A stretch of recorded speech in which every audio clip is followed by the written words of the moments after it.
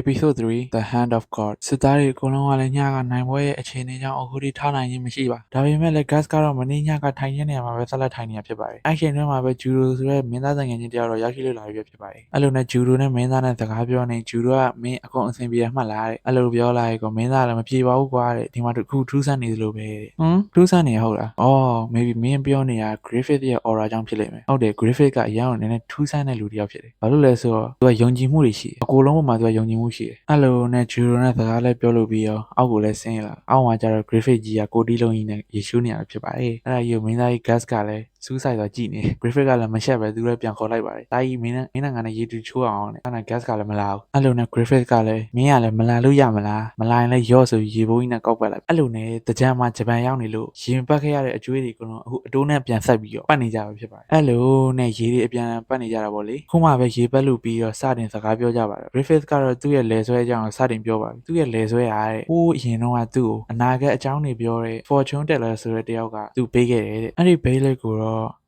နောက်တစ်မျိုးအနေနဲ့ Eyes of the King လို့လည်းခေါ်လို့ရပါသေးတယ်။အဲ့ဒါကိုပိုင်ဆိုင်ထားတဲ့လူကနောက်ကျရင်ကမ္ဘာတဝန်းလုံးကိုစိုးမိုးတဲ့လူတွေဖြစ်လာလိမ့်မယ်လို့ယုံကြည်ထားကြတယ်။အဲ့လိုနဲ့မင်းသားလည်းဖင်ရပြီးတောင်းကြည့်လိုက်ရော။ချက်ချင်းဆိုသလိုဘဲလေးကနေမျက်လုံးတစ်လုံးပွင့်လာတာ။အဲ့လိုနဲ့မင်းသားလည်းကြောက်ပြီးပြန်ပစ်ပေးလိုက်ရော။အဲ့လိုနဲ့ဟိုဘက်မှာစကားလည်းပြောလို့ပြီးရေလည်းချိုးလို့ပြီးရနိုင်ဒီဘက်မှာစစ်တိုက်ဖို့ထွက်ပါတော့ပါ။အဲ့လိုနဲ့ Griffith ကသူ့ရဲ့အကြံတွေပြောပါတော့တယ်။ Griffith ဦးဆောင်တဲ့အဖွဲ့နှစ်ဖွဲ့ကနောက်ကလာမယ်။ရင်ဆုံးမင်းသားတို့ဖွဲ့ကသွားမယ်။ enemy ကိုတိုက်ရိုက်ဖြစ်အောင်လုပ်မယ်။ Griffith တို့လာတဲ့ဖွဲ့ကအနောက်ကနေလာမယ်ဒါပဲ let's go ဒါပေမဲ့မင်းသားလုံငန်းလေးနဲ့ကအတွေးတစ်ခုဝင်လာပါတယ်မင်းသားအဲ့ရွယ်ကစစ်မြေပြင်မှာစစ်သားတွေကိုကူညီတဲ့အလုပ်တော့လုပ်နေရပဲဖြစ်ပါတယ်ရှင်းရှင်းလေးပြောရမယ်ဆိုရင်တော့မင်းသားမွေးကလေးကသူ့မိယာတေးွားတယ်ဖြစ်တဲ့အတွက်ဂမ်ဘီနိုဆိုတဲ့လူတစ်ယောက်ကပဲသူ့ကိုမွေးစားပြီးတော့ training တွေအကုန်လုံးသင်ပေးရပဲဖြစ်ပါတယ်ဒါကတော့မင်းသားပါဝင်တဲ့မင်းသားရဲ့ဆက်စအုပ်ဆုံး battle အကုန်လုံးလည်းစတင်ချနိုင်ကြပြီဖြစ်တဲ့အတွက်မင်းသားလည်းစားချနေပြီဖြစ်ပါတယ် Dats ကတော့ချအနေနဲ့လှဲွားပြီးတော့အောက်မှာနေပဲဓာတ်နဲ့စောင့်ထိုးလိုက်တာပဲဖြစ်ပါတယ်ဒါကတော့မင်းသားကြီး Gas ရဲ့ဆက်စအုပ်ဆုံး game လို့ပြောရင်လည်းမမှားပါဘူးအဲ့လိုနဲ့တိုက်ပွဲရလည်းပြီးဆုံးသွားပြီပဲဖြစ်ပါတယ်အဲ့လိုနဲ့ Gas ကသူတိုက်ပွဲမှာအောင်ပြီးရတဲ့ပတ်စံကိုဂမ်ဘီနိုလာပြပါတယ်ဒါပေမဲ့လည်းဂမ်ဘီနိုကသူ့လက်ထဲကနေဆွဲယူပြီးတော့သူ့ကို coin တစ်ခုပဲပေးလိုက်တာပဲဖြစ်ပါတယ်အဲ့မှာနောက်တစ်ရက်လည်းရအောင်စစ်ပွဲရလည်းနောက်တစ်ခုစစ်ပွဲဖြစ်နေဒါပေမဲ့ဒီတစ်ခါကတော့ဘယ်သူမှအောင်မြင်တော့လွတ်မြောက်နိုင်ခြင်းမရှိပါဘူးဂမ်ဘီနိုကတော့အရှိရပြတဲ့ဒုံးကြီးကြောင့်ထိခိုက်ဒဏ်ရာရပါတယ်မင်းသားကလည်းအလွန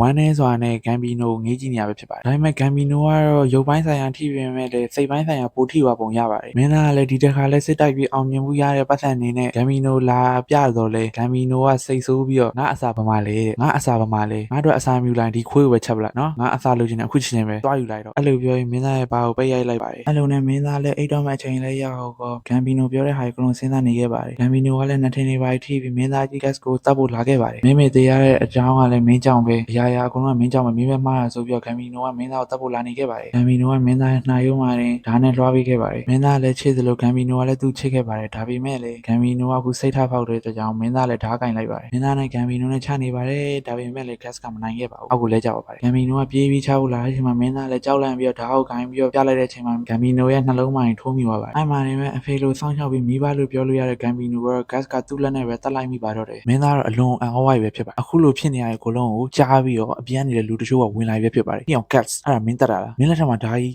သူ့ကြီးပေးတယ်မင်းတကယ်တက်လိုက်တာလားအဲ့လိုပြောပြီးတော့မင်းသားကိုဓာတ်နဲ့လမ်းပြီးချင်းချောက်လိုက်ပါတယ်မင်းသားကလည်းသူတို့ရှင်းပြန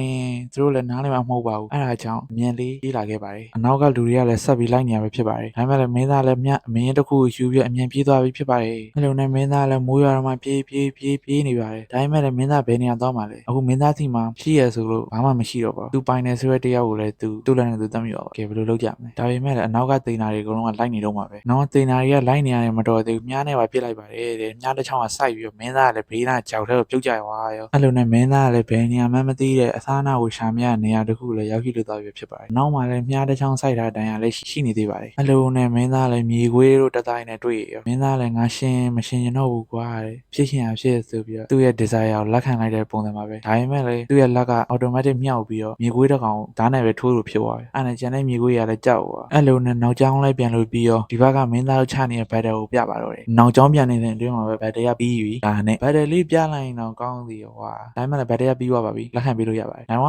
်ဝါတာတော့သိရတဲ့အတိုင်းပဲ Griffith တို့ပဲအဲ့လိုနဲ့ Griffith ကလည်းမင်းသားကိုပြောပါတယ်ငါတို့တပွဲနှစ်ပွဲနိုင်တယ်နဲ့ fee တက်လို့မရဘူးငါတို့အခုမှနေစားတော့ထွက်ချိန်ပဲရှိသေးတယ်မင်းသားတယောက်တည်းကိုနေလို့မရပါဘူး Griffith ပြောတော့ဟာတယောက်တည်းစဉ်းစားနေတော့မှရှိတယ်နောက်ကဂျူဒိုကလာပြီးတော့တွန်းချလိုက်တကယ်တော့ဂျူဒိုကသတင်းကောင်းတစ်ခုလာပါတာပါမင်းသားကတဲ့ဒီနေ့ကစပြီးတော့သူတို့အဖွဲ့ရဲ့ commander ဖြစ်သွားတယ်အဲ့လိုတွေပြောပြီးတော့လက်ပေးတော့ပဲရှိသေးတယ်နော်အနောက်ကပင်ဆိုတဲ့လူကြီးကပါရောက်လာအဲ့ဒါကြီးအကုန်လုံးကလည်း Casca ကအပေါ်ကနေပြီးကြည့်နေတော့မှဖြစ်ပါတယ်ဒါကတော့နောက်တစ်ရက်ပါဗက်ဒန်နောက်တစ်ခုစတင်တော့မှာပဲဖြစ်ပါတယ်ဘယင်းတွေကလည်းသူတို့နိုင်ပိုင်းရောက်နေတော့သူတို့အကုန်လုံးစိတ်ပူနေကြပဲဖြစ်ပါတယ်အစုံတစ်ခုမျောလင်းနေတာမျိုးလို့လည်းပြောလို့ရပါတယ်အဲ့လိုပြောနေတော့မှရှိသေးတယ်မင်းသားမပြောမဆိုပဲ Battlefield ကိုရောက်လာသူတို့ကလည်းမင်းသားကိုမခန့်မဲနဲ့မင်းသားတယောက်တည်းပါဆိုပြီးတော့အုပ်စုလိုက်ကြီးသွားချပါတယ်မင်းသားကလည်းသိတဲ့အတိုင်းပဲဘူးမှဘိုင်ဝမ်ချလို့လည်းမနိုင်သလိုအုပ်စုလိုက်ကြီးချတော့လည်းမနိုင်ခဲ့ပါဘူးမင်းသားကမခန့်တာလေအဲ့လိုနဲ့စကားပြောနေဟိုဘက်တော့လှမ်းကြည့်လိုက် Griffith တို့အဖွဲ့ကရောက်လာအဲ့ဒါနဲ့ဟိအောင်နေ Griffith တို့ရောက်လာပြီးတဲ့အမြန်ပြေးကြတော့ဆိုပြီးတော့အမြန်အောင်ဖတ်တာပဲဘယ်ရမလဲ Griffith power လေးကဲအဲ့လိုနဲ့ episode လေးကတော့ပြီးသွားပြီပဲဖြစ်ပါတယ်ကဲဘာဆက်ဖြစ်အောင်မလဲအဲ့ဒါလေးကိုလည်းဆက်ကြည့်ကြရင်တော့ episode 5လေးနဲ့အတူတူတွေ့ဆုံကြမယ်နော်အဆုံးထိကြည့်ပေးတဲ့ညီကိုညီမတွေ